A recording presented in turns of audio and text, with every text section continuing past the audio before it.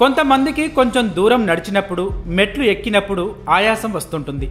చివరికి స్నానం చేయడం, తల దువ్వుకోవడం వంటి చిన్న చిన్న పనులు చేసినప్పుడు కూడా శ్వాస తీసుకోవడంలో ఇబ్బంది పడుతుంటారు. సాధారణంగా ఇలాంటి లక్షణాలు ఉంటే ఆస్తమా అనుకుంటారు. కానీ ఆస్తమా లేని వారిలో కూడా ఈ లక్షణాలు కనిపిస్తుంటాయి. అందుకు కారణం క్రానిక్ అబ్స్ట్రక్టివ్ పల్మనరీ డిసీజ్. ఇది ఊపిరితిత్తుల వాయు మార్గాలను, కణజాలాన్ని ప్రభావితం చేస్తుంది. దీనివల్ల ఊపిరితిత్తులు శరీరానికి కావలసినంత గాలిని తీసుకోలేవు. సిఓపిడిలో 2 రకాలు ఉంటాయి. మొదటిది ఎంఫసిమా.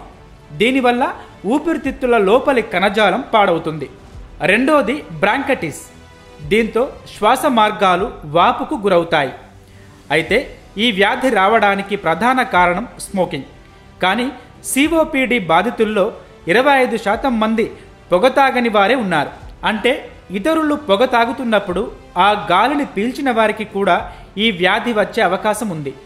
పొగ తాగడంతో పాటు రసాయనాల పొగలు, దుమ్ము వంటివి కూడా ఈ వ్యాధికి దారి తీయొచ్చు.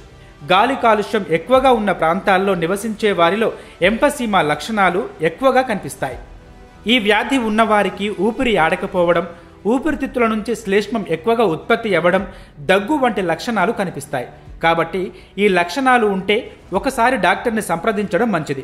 సిఓపిడి నిర్ధారణకు ప్రధాన పరీక్ష స్పైరోమెట్రీ. ఇందులో ఒక గొట్టంలోకి గాలిని ఊదాల్సి ఉంటుంది. దీంతో ఊపిరితిత్తుల సామర్థ్యం బయటపడుతుంది. జబ్బు తీవ్రతను గుర్తించడానికి ఎక్స్రే, స్కానింగ్ వంటి ఇతర పరీక్షలు చేస్తారు. ప్రస్తుతం ఈ వ్యాధికి చికిత్సలేవీ లేవు. కానీ ఈ జబ్బు ఉందని తెలిస్తే అది ముదరకుండా ముందు జాగ్రత్తలు తీసుకోవడం మంచిది.